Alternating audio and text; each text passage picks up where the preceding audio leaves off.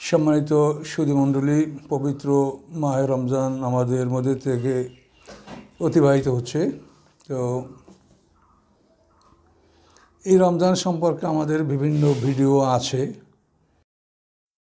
তারপরও সতর্কতামূলক কিছু কথা বলতে হয়। রমজান মাসের বিভিন্ন বিষয় আমাদের আলোচনা আছে, কিন্তু একটা বিষয় আমি একটু আলোচনা করতে চাই, সেটা হলো রমজান মাসে মেসওয়াক করার বিষয়টা।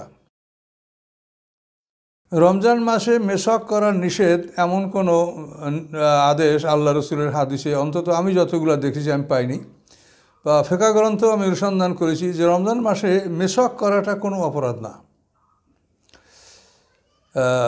শরে বেকার মধ্যে 249 পৃষ্ঠায় হাসিয়ে বলা আছে, ইস্তেমালুস সাওয়াকে সাওয়াউন কানা রাতবান আউ ইয়াবেসান, অর্থাৎ মেসওয়াক যদি ব্যবহার করা হয়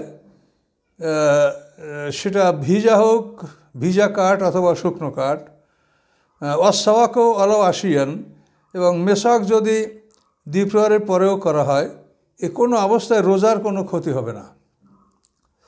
মেসওয়াক করার অনুমতি রোজার মাসেও আছে। কিন্তু একটা হাদিস যেটা রাসূলের হাদিসের অন্য হাদিসের সাথে মিলে না, এটি নিয়ে আমি একটু সন্দেহের মধ্যে আছি। সেটা আমার কোনো কারণে রাসূলের হাদিস পরস্পর বিরোধী হয়ে যাচ্ছে। সেটা হলো এই মেসওয়াক করার হাদিস। আল্লাহ রসুল মেসওয়াক করার জন্য এমনভাবে বলেছেন, তিনি বলেছেন যে মেসওয়াকের ব্যাপারে আমাকে যে তাকিদ দেওয়া হচ্ছে তাতে আমার মনে হচ্ছে যে মেসওয়াক বোধহয় ফরজ করে দেওয়া হবে। অন্য হাদিসে আল্লাহ রসুল বলছেন যে মেসওয়াকের জন্য আমাকে যেভাবে নির্দেশ দেওয়া হচ্ছে তাতে মনে হচ্ছে যে মেসওয়াক করে করে আমি আমার মুখ জখম করে ফেলি। অন্য হাদিসে আল্লাহ রসুল বলেছেন মেসওয়াক সম্পর্কে আমাকে যে তাকিদ দেওয়া হচ্ছে তা যদি আমি তোমাদেরকে বলি তাহলে তোমরা মেসওয়াককে লেফের ভিতরে নিয়ে ঘুমাবে, অথবা তোমরা কানের উপরে যেখানে কলম রাখো ওখানে তোমরা মেসওয়াক রাখবে। তো মেসওয়াক সম্পর্কে খুব কঠিন আদেশ আল্লাহ রসুলের পক্ষ থেকে আমরা লাভ করেছি, এবং এটার মূল উদ্দেশ্য যে মুখ পরিষ্কার রাখা, মুখে কোনো দুর্গন্ধ যেন না হয়। কেননা আল্লাহ তাআলা কোরআন পাকে বলেছেন, ইন্নাল্লাহা ইউহিব্বুত তাওয়াবিন ওয়া ইউহিব্বুল মুতাত্তাহিরিন, আল্লাহ তাআলা তওবাকারীদেরকে ভালোবাসেন এবং পবিত্রতা অবলম্বনকারীদেরকে ভালোবাসেন। এটা সূরা বাকারা 222 নম্বর আয়াত।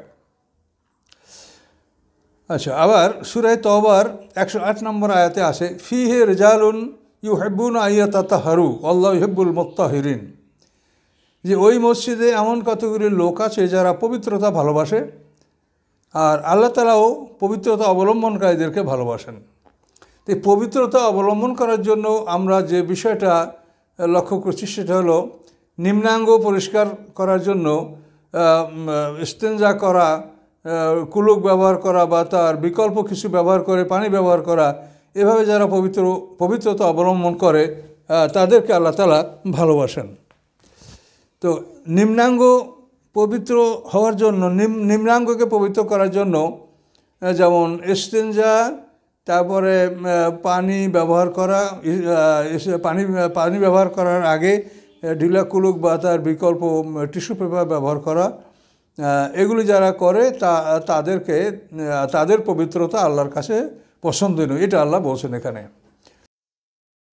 আর সূরা তওবা আল্লাহ স্বাভাবিকভাবে বলছেন যে পবিত্রতা। তো এখন নিম্নাঙ্গ পবিত্রতার জন্য এটা প্রয়োজন, আর ঊর্ধ্বাঙ্গ অর্থাৎ আমাদের উপরে মুখমণ্ডল, এটা পবিত্রতার জন্য আল্লাহ বলছেন, আল্লাহর ইশারায় আল্লাহ রসুল আমাদেরকে বলছেন যে মেসওয়াক করতে হবে, সবসময় মুখকে পরিষ্কার রাখতে হবে। কিন্তু আল্লাহ রসুলের এই হাদিসের বিকল্প আর একটা হাদিস পাওয়া যায়, সেই হাদিসটাও সিহাহতার মধ্যে আসছে। সেটা হলো দুর্গন্ধ, লা খালুফু ফামিস সায়মে আতিয়াবু ইনদাল্লাহ মির রিহিল মিস্ক, রোজাদারের মুখের দুর্গন্ধ আল্লাহর কাছে মিস্কের চাইতেও পছন্দনীয়, এই হাদিসটা আসছে। তো আল্লাহর রসুল যেখানে মেসওয়াকের ব্যাপারে এত কঠিন তাকিদ দিয়েছেন, এবং মেসওয়াকের মূল উদ্দেশ্য হলো মুখকে পরিষ্কার রাখা, কিন্তু ওই হাদিসে বলা হচ্ছে যে রোজাদারের মুখের দুর্গন্ধ আল্লাহর কাছে মিস্কের চাইতেও পছন্দনীয়। এটা একটা সাংঘর্ষিক কথা। তার কারণ আমি দেখেছি বা আপনারা দেখেন, রমজান মাসে মেসওয়াক করলে রোজার কোনো ক্ষতি হয় না, বা মেসওয়াক করা নিষেধ না। তা তাহলে রমজান মাসে যদি মেশক করা নিষেধ না হয় তাহলে মুখের দুর্গন্ধটা কেন সৃষ্টি হবে? এবং মুখের দুর্গন্ধ এটা এমন একটা জিনিস, এটা মানুষ পছন্দ করে না। আপনি বলেন কোনো মানুষের মুখে যদি দুর্গন্ধ থাকে, সে আল্লাহর জিকির, কোরআন তেলাওয়াত বা ইবাদত বন্দেগী কিছু করতে পারবে না। মুখের মধ্যে অপবিত্রতা থাকলে মানুষ একবার কিচ্ছু করতে পারে না। অথচ রোজাটা হলো সম্পূর্ণ ইবাদতের জন্য, যে সমগ্র সময়টা ইবাদতে মানুষ কাটাবে, যেটাকে সমুল খুসুসুল খুসুস বলা হয়েছে, যে বিশেষ রোজা, যে মানুষ আল্লাহর ইবাদত ছাড়া অন্য কিছু করবে না। কিন্তু মুখে যদি দুর্গন্ধ থাকে তাহলে তো মানুষ ইবাদত করতে পারবে না। আপনি মুখে দুর্গন্ধ রেখে কোরআনে একটা আয়াত আপনি পড়তে পারবেন না, এর মধ্যে আবার মুখে থুতু আসবে, বিরক্তি লাগবে। কাজে এই জন্য দুর্গন্ধটা যে আল্লাহর কাছে প্রিয়, এটা তো আল্লাহর রাসূলের হাদিসের বিপরীত কথা হয়ে যাচ্ছে, আর আল্লাহর কোরআনের কথারও বিপরীত হয়ে যাচ্ছে।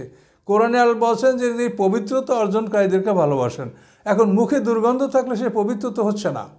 এই জন্য তো মুখে মেশক করার জন্য এত তাকিদ আল্লাহ রাসূল দিয়েছেন, এবং রমজান মাসেও তিনি মেশক নিষেধ করেননি। কোনো ইমামরা এই দুর্গন্ধ বজায় রাখার জন্য বলছেন যে মেশক না করা ভালো, করলেও আসরের পরে করা ভালো, এটা ইমামদের মতামত। কিন্তু আল্লাহর রাসূল বলে নাই যে রমজানে তুমি মেশক করো না। তাহলে মুখের দুর্গন্ধকে লালন করা, এটা যে আল্লাহর কাছে প্রিয়, এই হাদিসটা আল্লাহর রাসূলের হাদিসেরই বিপক্ষে যাচ্ছে। এই জন্য এটার প্রতি আমাদেরও আপত্তি। তার কারণ আল্লাহ রাসূল পরস্পর বিরোধী কথা বলতে পারেন না। আর এই কথাগুলি যদি আমরা বাস্তবে পরীক্ষা করি তাহলে আমরা দেখতে পাবো যে মুখে তো দুর্গন্ধ হচ্ছে না। আমরা রোজা রাখি, আমি নিজে বারবার এটা পরীক্ষা করে দেখেছি যে রোজা রাখার কারণে হয়তো বৈকালবেলা বা আসরের পরে মুখের লালাটা কিছুটা ঘন হয়, কিন্তু তাতে তো দুর্গন্ধ সৃষ্টি হয় না। এবং এমন কিছু হয় না যে পাশের একটা লোক দুর্গন্ধ পাবে। আপনারা যখন আসরের নামাজ পড়তে যান মসজিদে, তখন এই স্বাভাবিক হাফেজ, কারি, আলেম যারা এই ভালো মানুষের কাছে নামাজ পড়লে আপনি দেখবেন কোনোই দুর্গন্ধ পাবেন না। কিন্তু দুর্গন্ধ পাবেন ওই সমস্ত লোক থেকে যারা পান খায়, তামাক খায়, নেশা করে, গুল ব্যবহার করে, এই সমস্ত লোকের মুখ থেকে দুর্গন্ধ আসতে পারে। কিন্তু যারা নিয়মিত নামাজ পড়ে, উজু করে, তাদের মুখে তো দুর্গন্ধ হয় না। মুখের লালাটা একটু ঘন হয়, কিন্তু তাতে দুর্গন্ধ সৃষ্টি হয় না। তো রোজাদারের দুর্গন্ধটা এটা এমন একটা বিষয় যে এই দুর্গন্ধ মানুষ পছন্দ করে না, ফেরেশতারা পছন্দ করে না। যেহেতু আল্লাহ রসুলের ওই বিখ্যাত হাদিস রয়েছে যেখানে আল্লাহ রসুল বলেছেন, মানে আল্লাহ রসুলকে হাদিয়া দেওয়া হয়েছিল একটা খাবার, যে খাবারে পেঁয়াজ দিয়ে পাক করা হয়েছিল। তো আল্লাহ রসুল নিজে সেই খাবারটা না খেয়ে সাহাবীদেরকে দান করেছিলেন। তো সাহাবীরা আপত্তি করলেন, ইয়া রাসূলুল্লাহ, আপনি যেটা পছন্দ করলেন না সেটা আমাদেরকে দিলেন। তখন আল্লাহ রসুল বললেন, ইন্নী উনাজি ইমান লা তুনাজি, যে আমি যাদের সাথে কথা বলি তোমরা তাদের সাথে কথা বলো না। তাহলে রাসূল সাল্লাল্লাহু আলাইহি ওয়াসাল্লাম ফেরেশতাদের সাথে কথোপকথন করেন, আর এমনি আম মুসলিম যারা, তাদের সাথেও তো সম্মানিত ফেরেশতা কিরামান কাতিবিনরা থাকে, আমল লেখে। কাজে মুখে দুর্গন্ধ থাকলে তো ফেরেশতারা কষ্ট পাবে। তো যেটায় মোমেন কষ্ট পায়, ফেরেশতারা কষ্ট পায়, আল্লাহ রসুল পছন্দ করেন না, সেই জিনিসটা আল্লাহ পছন্দ করেন এবং মেশকাত আপনার সেইতে ভালো, এইটা আমরা কি করে বিশ্বাস করতে পারি? তাহলে এই হাদিসটা যদিও শেষাতে আছে, কিন্তু আল্লাহ রসুল বিপরীত কথা আমার মনে হয় তিনি বলেননি। তিনি বিপরীত কথা বলতে পারেন না, এবং এটা আকলেরও খেলাফ যে দুর্গন্ধ পছন্দ করবেন আল্লাহ তাআলা কেন? কি রয়েছে দুর্গন্ধের মধ্যে যে এটা পছন্দ করতে হবে? কাজে এই জন্য হাদিসগুলি তো আর সব বিশুদ্ধ নয়, এবং হাদিসগুলি সম্পর্কে তো বিভিন্ন সমস্যা আছে, এগুলো পরীক্ষা নিরীক্ষা করে গ্রহণ করতে হবে। এই হাদিসটা সম্পর্কে আপনারাও পরীক্ষা নিরীক্ষা করে দেখেন যে দুর্গন্ধ মানুষ পছন্দ করে না, ফেরেশতারা পছন্দ করে না, রাসূল পছন্দ করেন না, আল্লাহ এটা পছন্দ করবেন এমন কি যুক্তি আছে? এবং এই দুর্গন্ধ মুখে লালন করলে একটা মানুষ ইবাদত বন্দেগী করতে পারে না। বাস্তব আপনি দেখেন, আপনার নামাজের মধ্যে যে হঠাৎ করে মুখে আপনার কোনো থুতু কাশি জমা হয়ে যায়, মুখে মানে একটা অস্বস্তিকর অবস্থা সৃষ্টি হয়ে যায়, তখন আপনি কোনো তাসবিহ পাঠ করতে পারেন? যে কোনো মূল্যে মুখটাকে পরিষ্কার না করে আপনি নামাজের কোনো তাসবিহ আপনি পড়তে পারছেন না। তাহলে সেই অপবিত্রতাকে লালন করা এবং সেটা আল্লাহর কাছে প্রিয় হওয়া, এটা যুক্তিসঙ্গত নয়। মুসা আলাইহিস সালাম সম্পর্কে বলা আছে যে কোরআন পাকে আল্লাহ বলেছেন যে সূরা আরাফের 142 নম্বরে আল্লাহ বলেছেন, ওয়াদনা মুসা সালাসিনা লাইলাতান ও আতমামনাহা বিআশরিন। আল্লাহ বলেন যে আমি মুসা আলাইহিস সালাম থেকে 30 দিনের প্রতিশ্রুতি নিয়েছিলাম, পরে আমি আরও 10 দিন সহ তার এই প্রতিশ্রুতি আমি 40 দিনে পরিপূর্ণ করেছি। তো এখানে কিন্তু তাফসীর কাকা লেখেন যে মুসা আলাইহিস সালাম 30 দিন রোজা রাখার পরে মেসাক করে আল্লাহর কাছে যাওয়ার কারণে আল্লাহ তাকে আরও 10টা রোজা রাখতে বলেছেন, এটা তাফসীর কাকা লিখেছেন। কিন্তু একথার প্রতি আপত্তি আছে যে রোজা রাখার পরে মুসা আলাইহিস সালাম মেসাক করেছে, এটা কি গুনাহ? এটা গুনাহ কবিরা হলো? গুনাহ কবিরা করেছেন? এটার জন্য মুসা আলাইহিস সালামকে কাফারা দিতে হবে 10টা রোজা রাখে? এটা কখনোই না। এটা হচ্ছে বনী ইসরাইলকে আল্লাহ পরীক্ষা করবেন বিধায় প্রথমে মুসা আলাইহিস সালামকে 30 দিনের কথা বলে তুর পারে নিয়ে আসেন, পরে 10 দিন বাড়িয়ে তার প্রতিশ্রুতি 40 দিনে পরিপূর্ণ করেছেন। এবং এই 10 দিনে বনী ইসরাইলরা কী করে এটা ছিল আল্লাহর পরীক্ষার বিষয়। এবং আল্লাহ যা ইচ্ছা তা করতে পারেন, তাকে কেউ প্রশ্ন করতে পারে না। এই 10 দিন বাড়িয়ে দিয়ে মুসা আলাইহিস সালামের অঙ্গীকার প্রতিশ্রুতি 10 দিন বাড়িয়ে দিয়ে বনী ইসরাইলকে তিনি পরীক্ষা করেছেন এবং এই পরীক্ষায় তারা সম্পূর্ণ ফেল করেছে। এই 10 দিনের মধ্যেই তারা গরুর বাচ্চা পূজা করে ফেলেছে। এটা ছিল বনী ইসরাইলদের পরীক্ষার জন্য 10 দিন মুসা আলাইহিস সালামকে রোজা বাড়িয়ে রাখতে বলা এবং 10 দিন প্রতিশ্রুতি বাড়িয়ে দেওয়া। এটা তার রোজা রাখার কোনো পাপ নয়। রোজা রাখা যে কম্পেনসেশন বা ক্ষতিপূরণ, এটা রোজা রাখা এটা যেমন হজে কেরান তামাত্তু আমরা নিয়াত করি, তখন সেখানে আল্লাহ বলছেন যে হয়তো এটার কারণে তুমি একটা দম দাও, কোরবানি করো, আর কোরবানি করতে না পারলে 10টা রোজা রাখবে, 3টা হজের মধ্যে আর 7টা হজের বাইরে, এটা বলা আছে। কিন্তু এমনি তো মুসা আলাইহিস সালাম মানে মেসাক করার অপরাধে তাকে 10টা রোজা রাখতে বলা হবে, এটা শরিয়াতে আপনি দেখেন যে শরিয়াতে কোনোভাবে এটা আপনার যুক্তিসঙ্গত আপনার করতে পারবেন না। কসমের কাফারা 3টা রোজা, তারপরে হজে কেরান তামাত্তুর নিয়াতের জন্য আপনার 10টা রোজা রাখতে বলা হয়। কিন্তু এভাবে যে মেসাক করা, তাহলে তো মেসাক করলে রোজা ভঙ্গ হয়ে যাবে এরকম হাদিস থাকতো, বা মেসাক করলে রোজার ক্ষতি হবে এরকম কোনো হাদিস নাই।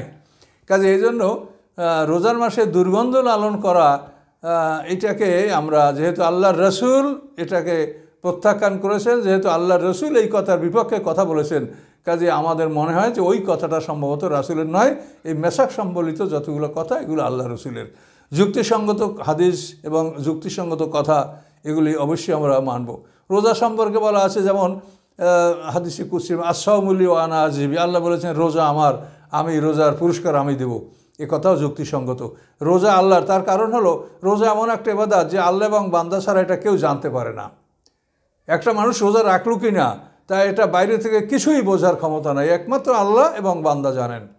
কাজে যেহেতু বিষয়টা আল্লাহ এবং বান্দার মধ্যে সীমিত, এই জন্য আল্লাহ কথা বলতে পারেন যে রোজা আমার, রোজার বিনিময়ে আমি দেবো। এ হাদিস বিশ্বাসযোগ্য। কিন্তু শুধু এই খালুফু ফামের সাহেব এই হাদিসটা রাসুলের হাদিসেরই বিপক্ষে এবং আল্লাহর কোরআনের যে আল্লাহর বর্ণনা তার বিপক্ষে।